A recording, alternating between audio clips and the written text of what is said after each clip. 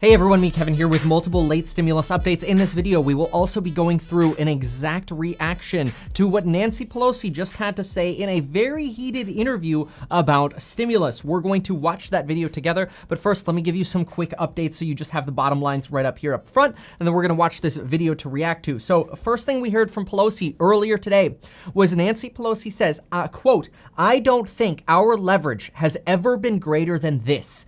Nancy Pelosi believes now is the time to get a big, complete, and comprehensive deal done. And this comes especially after Donald Trump today tweeted, "Go big or go home" on stimulus. Mitch McConnell, meanwhile, mentioned that he intends to introduce not only another PPP bill next week, but also a bill that will include money for schools, healthcare providers, unemployment, and liability protections, aka Skinny Bill 2.0. And here I am wondering, where in the world are you, Mitch McConnell? You are so disconnected from what's actually happening. Congressman Tim Ryan quickly responded to this and said, "Skinny COVID relief is not relief. It's a desperate attempt to make the Senate seem like it's doing something to help the people, when in reality, Mitch McConnell has been hitting pause since May." Yesterday, there was also a bill introduced to remove Nancy Pelosi from power by a Republican in the House. Let's not even waste time on that. It's just not gonna happen. Instead, let's focus on what matters right now. Popping a Topo Chico, getting life insurance in as little as 5 minutes via the link down below, which you can Apple Pay and Android Pay for, getting a set of headphones to watch the craziness that's about to unfold, and, well, get yourself 2 free stocks with Weeble while you're at it. Okay, folks, this gets heated. Let's watch it and react to it together.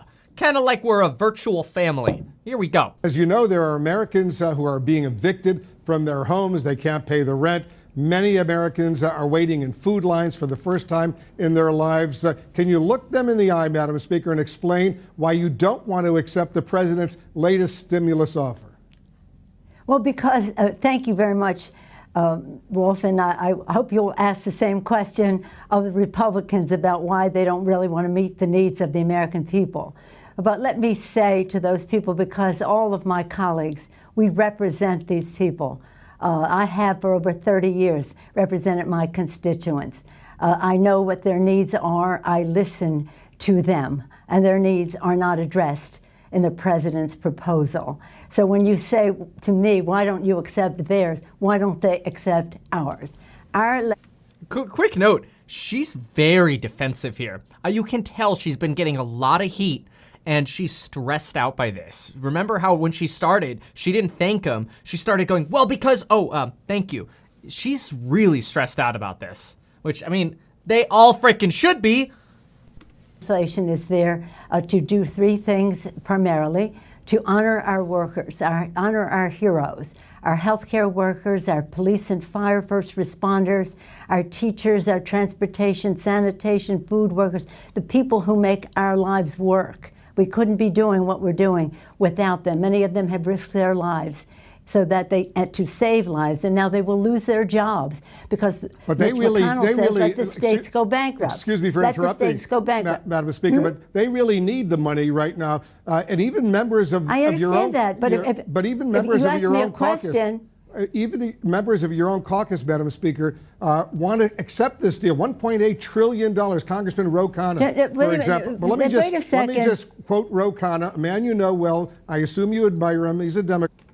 I just want to quickly interrupt. Ro Khanna is one of the co-authors, along with Representative Tim Ryan, who drafted and proposed the emergency money for the People's Act, the $2,000 per month stimulus check bill.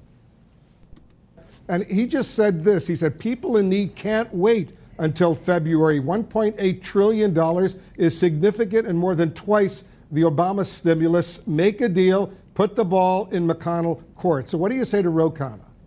What I say to you is, I don't know why you're always an apologist. And many of your colleagues, apologists for the Republican position. Ro Khanna, that's nice. That isn't what we're going to do. And nobody's waiting till February. I want this very much now, because people need help now. But it's no use giving them a false thing just because the president wants to put a check with his name on it in the mail, that we should not be doing all we can to help people pay the rent, put food on the table, to enhance benefits, that they don't lose their jobs if they're state and local, we're talking about the consequences of a pandemic, that the symptoms of a problem that the president refuses to address. But you know. Quick note, it's interesting how she calls the Republican proposal for $1.8 trillion a, quote, false thing. That is the coronavirus. We know, that is we the know coronavirus. the problem out there, but there are millions of Americans who have lost their jobs. They can't pay the rent. Their kids need the food. That's right, and that's what we're trying to get done. $1.8 trillion, and the president just tweeted, stimulus, go big or go home. He wants even more right now, so why not work out a deal with him, and don't let the perfect, as they say here in Washington, be the enemy of the good. Well, I will not let the wrong be the enemy of the right. What's wrong with $1.8 trillion? Wow. You know what? Do you have any idea what the difference is between the spending that they have in their bill and... Just a quick note, see that aggressiveness there? This is CNN. That's usually, you're going to be kind of a more left-leaning network here. Nancy Pelosi is obviously a leftist member of Congress. Interesting tension here. Just how she interrupts herself. Do you have any idea? It's passionate about this. Have in our bill. Do you realize that they have come back and said all these things for child tax credits and earned income tax credits, for helping people who have lost their jobs, are eliminated in their bill? Do you realize they pay no respect to the fact that child care is very important for people whose children cannot go to school because they're doing remote learning, and yet they minimize the need for child care, which is the threshold with which people, mothers and fathers, can go to work if they have that? Do you have any idea of how that's precisely why, Madam Speaker, short they're concerned? That's why it's so important right now. Yesterday I spoke to Andrew Yang, who's... Hold that thought on Yang. Let me just quickly show here. Let's jump on over to the iPad. So this is what they're talking about right here. So Nancy Pelosi, remember, Democrats want this almost $10,000 in an earned income tax credit and child care tax credit. And then another potential, if you lost your income in 2020, another potential $5,920 in tax credits, plus an additional child tax credit and child dependent tax credit. So you've got all of these different credits, the details of which to come when we actually get a real bill. But the point is, Nancy Pelosi's like, yo, the Republicans are eliminating all of this. And then regarding child care, this is what we're also seeing here, right? The $25 billion that Republicans are offering. Democrats want $57 billion for child care. Now, in fairness, Republicans are offering $1,000 per dependent in the stimulus checks. There would be stimulus checks for adults. There'd be unemployment pay. So, the Republicans are like, hey, let's get something done and we'll come back for these credits. Nancy Pelosi argues, well, let's be real. If we pass a bill with Republicans now, we'll never get those credits. That's somewhat where her argument is. Hopefully that helps you. But let's keep moving on here. The same thing. It's not everything you want, but you know what? There's a lot there. Honest to God, you really, I can't get over it, because Andrew Yang, he's lovely. Ro Khanna, he's lovely. They are not negotiating this situation. They have no idea of the particulars. They have no idea of what the language is here. I didn't come over here to have, so you're the apologist for the Obama, excuse me, God forbid. Madam Speaker, I'm not an apologist. Obama. I'm asking you serious questions because so many people are in desperate need right now. Let me ask you this. Okay. When was the last time? Let me respond to you. Let me ask you, when was the last time, Madam Speaker, when was the last time you... This is so intense. This would be normal if Nancy Pelosi was on Fox. This is CNN. Spoke with the president about this. I don't speak to the president. Speak with his representative. Why not call him and say, Mr. President, let's work out a deal. It's not going to be everything you want, not going to be everything I want, but there are so many Americans right now who are in desperate need. Let's make a deal. What makes me amused, if it weren't so sad, is how you all think that you know more about the suffering of the American people than those of us who are elected by them to represent them at that table. It is unfortunate that we do not have shared values with this White House, and that they have in their bill Why don't you talk about in their bill a tax break for the wealthiest families in the country? While Quick note, that tax break is the QIP, Qualified Investment Property Tax Break, for people who have like hotels, retail, larger commercial real estate. cut out the earned income tax credit for the poorest families in our country and the poorest children in our country.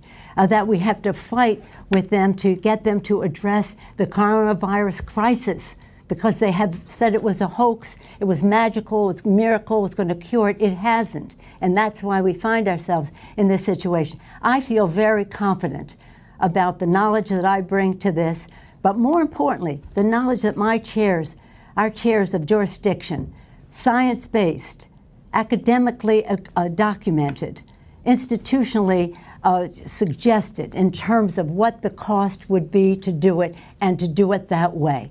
And about, say, we talk about child care, yes. We talk about safety in the workplace. Safety in the workplace, that's a very important issue, especially. That, by the way, is in reference to liability protections. Republicans want almost immunity. We've broken down the verbiage before.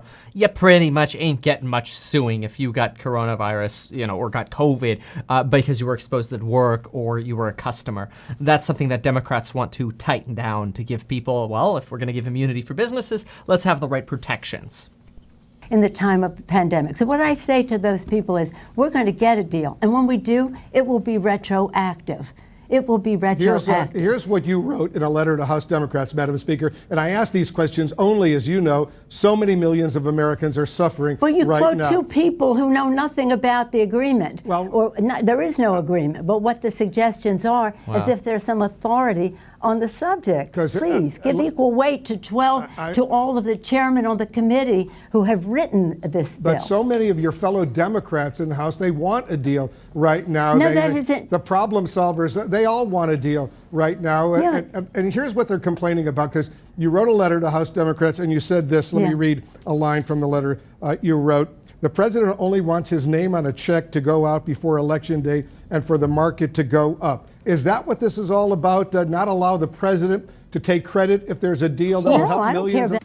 Let me just say here, Wolf is going hardcore, and rightfully so. Like, we want answers, but wow. Americans right now. He's not that important, but let me say this. With all due respect, and we've known each other a long time, you really don't know what you're talking about. If the plural of anecdote is not data. Yes, there's some people who said this or that.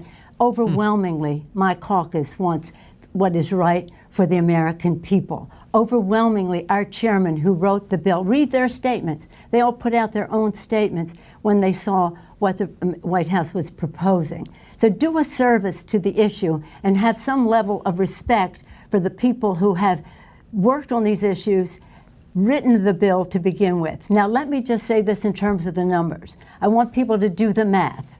We had 3.4, which would meet the needs of the American people for a sustained period of time, so that there was some certainty in what would happen. The Republicans said no, well, so we took it down $1 trillion by cutting the time. We took it down another $200 billion, so we're now $200 billion down. We came down to 2.2. At the same time, since tomorrow will be 5 months since we passed the bill, at the same time, because there was no resolution, Mitch McConnell said, let's pause. The virus didn't pause, and now we're at a place where we need more money. We need more money for PPP, for our small businesses. We need more money for our airlines. We need more money for our schools. So we have absorbed nearly $500 billion more of expenses still within the 2.2. I understand all of that, and I have only the greatest respect for you. So do the math. Madam Speaker, I have only the greatest respect for you. We have come down $1.6 trillion. $1.8 trillion. $1.8 trillion is a lot of money. The American people need that money ASAP because they're suffering right now. And I'm not saying it's perfect, but I'm saying... And you don't care how it's spent. I care, of course, how it's spent. But what I don't understand is why not talk to the president personally, call him up and say, Mr. President, let's get a deal tomorrow. Look, Let me say this. The president has sent Mr. Mnuchin to negotiate. That's what we've done with other presidents. This isn't unusual. With President Bush, we did this quite a bit because that's how you negotiate. And then you take it to the president. This Mr. Mnuchin, I think he has integrity representing his position. May I finish, please? Hard cut off there. In fairness, I do quickly want to just interject.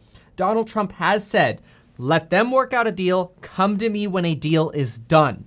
That was something that Donald Trump did instruct.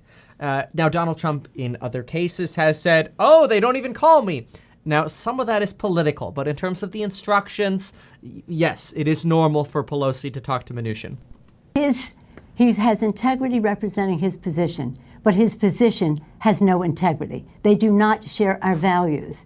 Have a little respect for the fact that we know something about these subjects. And there's a big difference between Democrats and Republicans in whether they want to give a big tax cut to the wealthiest people in the country in their bill, in the CARES Act. We tried to take it out in this bill. Instead, they took out earned income tax credit, child tax credit, expanded health benefits to UI benefits to the extent that it was agreed to before. Right. So this is, I have every confidence in what and the arguments that we make because it's based on science and documentation. Our chairs know their stuff. They know what they're doing, with all due respect to the kind of people you were referencing. And I welcome their enthusiasm. I welcome their interest.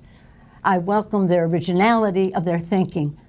But the fact is, we have a responsibility to meet the needs of the American people in a retroactive way, so they're not at a total loss. They are at a loss because the president has ignored the virus. I wish he would spend time on the fact that if he had not ignored the virus, we wouldn't be in the position we're in, but we are. But again, you've been on a jag defending the administration all this time with no knowledge of the difference between our two bills. And I thank you for giving me the opportunity to say that to you in person. All right, Madam Speaker, virtually. these are incredibly difficult times right now, and we'll leave it on that note. Thank you so much for joining we'll us. Leave it on the vote that you are not right on this, Wolf, and I hate to say that to you. But I feel confident about it, and I feel confident about my colleagues, and I feel confidence in my chairs. And it's not about me, it's about millions of Americans who can't put food on the table, who can't pay the rent, and who are we having represent trouble, them, who and we are represent them, getting and by we represent these them, long food and lines we represent that we're seeing. them. I know we you know are. them. I'm just saying. We represent them, and we know them. As we We say, know them. We represent them. don't let the perfect be the enemy of the good, as they say It is here in nowhere Washington. near perfect. Madam Speaker. Always the case, but we're not even close to the good. All right, let's see what happens because every day is critically, critically important. Wow. Wow, that was intense. Well, folks, there you have the absolute latest and greatest on this stimulus talk. Wow, I'm gonna go get life insurance, another Topo Chico, and 2 free stocks with Webull. Thank you for watching, and we'll see you in the next one.